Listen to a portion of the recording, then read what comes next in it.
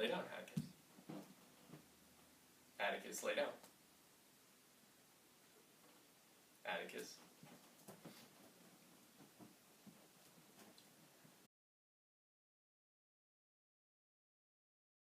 Hey everybody, hope you're having a good day. Today we're going to be talking about the rhetorical triangle. Now before we get on to what the rhetorical triangle is and how to use it, we're going to talk about rhetoric. Now rhetoric sounds like a big fancy word, and it kind of is. It dates all the way back to Aristotle, who's kind of a big fancy name in education, but that's not of our concerns right now. So, rhetoric, simply put, as you can see here, is the art of persuasion. I don't want to say the science of persuasion because, though it is kind of formulaic, it's more of an art form. Think of it like painting. So throughout the semester, when we talk about rhetoric, if we were talking about painting, we'd talk about brush strokes, different types of brushes, different types of canvas, different types of paints, different types of colors, so on and so forth. Here, we're going to be talking about the tools of persuasion. So, persuasion, defined simply, is changing one of three things, or perhaps all of them, and that is changing the mood, the mind, or the behavior of your audience. Now, the audience can be one person or it can be many. If I want to change the audience's mood, I might start with a couple of jokes to change their mood to relaxed or perhaps playful. If I want to change their mood to more of a sad, for whatever reason I'd want someone to be sad, I might show them that video of the Puppies and the Pounds and Sarah McLachlan singing that song that pulls at all of our heartstrings. So, that's an example of mood. If I want to change somebody's mind or an audience's mind, perhaps as a teacher, which I actually think is what education is about, to expand or change people's minds or the way they see the world, well, that's an example of that. To change somebody's mind is to get them to see or think about things differently.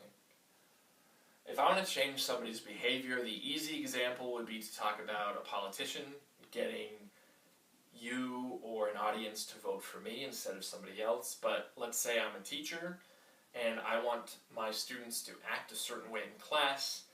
That is what I would be going for. So I would be persuading them to act a certain way. In order to persuade somebody, again, this is all going back to rhetoric, but in order to persuade somebody, I have to appeal to three things. I have to appeal to logic, I have to appeal to authority, and I have to appeal to emotion. So let's just use an example from the first day of class.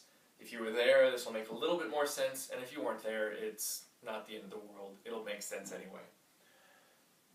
I appealed to logic, or at least I tried to appeal to your logic, when I said, if you show up to class and if you do the work, and not only for this class, but for undergrad classes in general, if you show up and if you do the work, you're probably going to be okay.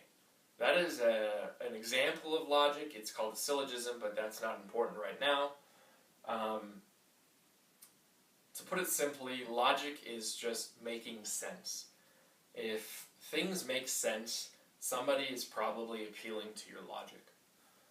Now, appealing to authority, again on day one, I did mention my credentials. I got a master's in this class, not in English 122, but in language and composition, which is largely comprised of rhetoric.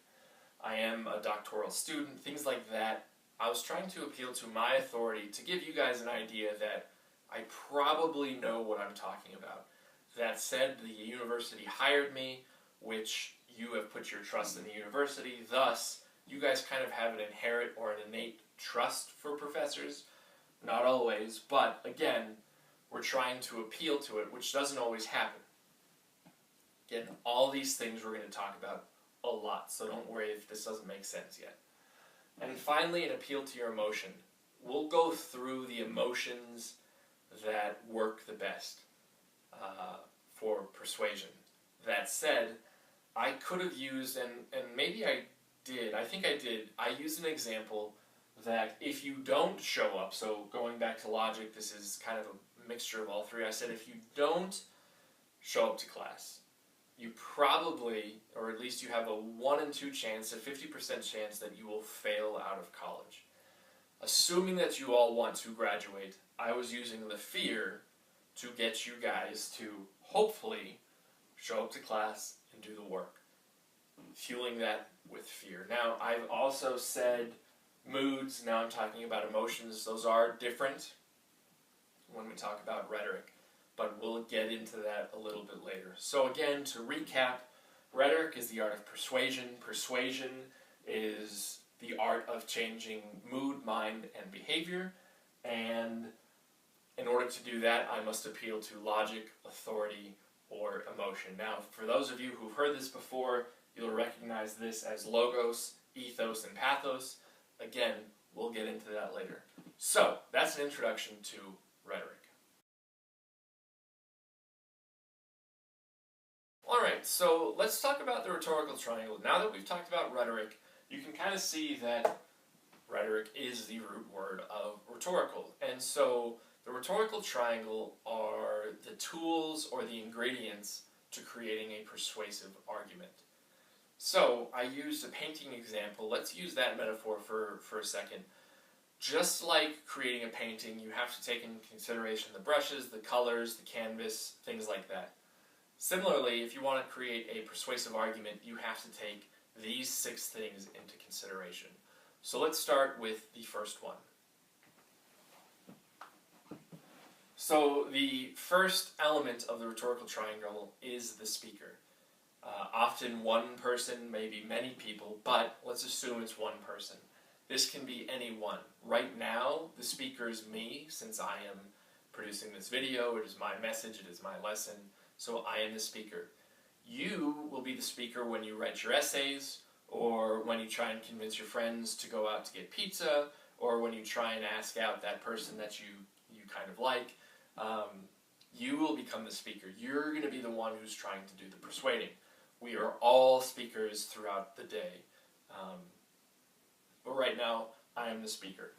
So, the speaker is the person presenting the argument. Alright, let's talk about the audience. Now, the audience is arguably the most important element of the rhetorical triangle. And what the audience is anybody that the speaker is trying to persuade, or anybody that the speaker is arguing to. So, right now, you are the audience. Now, later on in the day, when either you turn in a paper to me, or whether you try and ask that person out, that person is the audience, and you are the speaker. There's an old saying, it's if you want to get somebody to do what you want, you have to stay true to their values, not to your values. And there are a lot of ethical implications about that, but the reason I say that is because the audience is the most important thing. Now again, if you're arguing or trying to persuade, if you don't persuade the audience, you have not done it successfully. So, the audience is the second element of the rhetorical triangle. The third element is the message. Simply put, that is what is being conveyed. So right now, I am simply conveying to you what rhetoric is and what the rhetorical triangle is. Later on, when you try and convince your friends to get pizza, that is the message. We should get pizza. Or when you try and ask that person out, and I'm sorry I keep using the same references, but it's easier to follow that way. The message is, I like you, and I would like to date you. So, we have speaker, audience, and message. Those are kind of the cornerstones of the rhetorical triangle. Now you'll notice there's a smaller triangle within the triangle, and those make up the other 3 elements of the rhetorical triangle. We'll start first with genre. Genre is how the message is presented, or I should say in what format the message is presented. Right now, I am presenting the message via a Canvas video lecture. However, I could have very easily written something, written some kind of article on what the rhetorical triangle is. I could have presented some kind of YouTube video on what the rhetorical triangle is, things like that.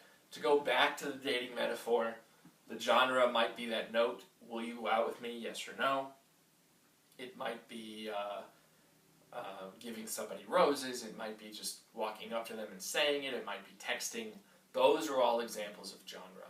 So the speaker has to choose how and what format the message or the argument should appear. Now the second idea is, or I should say the fifth idea, is persona. Persona is a very complicated thing, so simply put for today, persona is an image. There are things that we all do, specifically there are things that the speaker does to present a certain image to his or her audience. For example, on the first day of class, I wore blue khakis, a nice button-up shirt, and some shoes that went along with everything. For those of you who are fashion gurus, might have noticed that I wore black socks, which isn't bad, but it could have been enhanced maybe with a pair of brown socks or green socks. And I didn't wear a belt, which was bothering me greatly. Some of you might have noticed, some of you might not have noticed, but that certainly affected my image. And likewise, later on in the day, I went to the campus gym, and I noticed things that people were wearing. All of these things presented different types of images. For example, the really buff guys just happened to be in really skimpy clothing that happened to show off all their muscles. They're doing this intentionally to present some sort of image. I'm not saying that's bad or good. I do kind of like to make fun of it, mostly because I don't have big muscles. But that is the image that they're presenting, and there are many, many things that we do to change that image. In the Rhetorical Triangle, that is a key element to persuading your audience, to make sure that you have the right image. Again, that's a complicated thing. We'll talk more about it later. Finally, and arguably the most important thing next to audience, is the motive. And what I mean by motive is, what is the speaker trying to accomplish? Put it easily, if you're trying to ask somebody out on a date, your motive is to get them to change their behavior so they go out with you and perhaps not somebody else, or not staying home at night. You're trying to persuade them to change their behavior. And the motive is tied directly to mind, mood, and behavior. So when we talk about the Rhetorical Triangle, when you turn in your paper, you're trying to persuade me to give you a certain grade. In order to do that, you have to get me in the right mood. Often academic papers start with some sort of weird joke or perhaps some inspiring quote to get the reader in a certain mood. Then you want to change my mind. Essentially what you want to do with your argument or with your essay is to make me think of you as a capable student. So you want to change my mind. Not that I don't think you are that way, but you might want to change my mind in the sense of whether to give you an A, B, C, or D, things like that. And finally, the behavior. You want me to actually take my mood, take my mind, and say, I will give you this grade that I want. So those are the motives. Often stand-up comedians, they just want to get the audience to laugh. They're trying to change the mood, maybe the mind a little bit, but that's what a stand-up comedian is doing. For the puppy commercial where they try and adopt puppies and Sarah McLachlan singing and we're all crying, they're trying to change your behavior so you adopt those pets. Those are just some examples. Again, we're going to go through this many, many times. If I'm going too fast here, trust me, as the semester goes on, everything I say is going to slow down a little bit, and all of this is going to make sense a little bit more. But the key idea here is that the Rhetorical Triangle is comprised of 6 elements, just like a painting requires paintbrush, colors, canvas, things like that. Any persuasive argument requires these 6 things. And that, for today anyway, is the lesson on the Rhetorical Triangle and rhetoric. See you guys in class.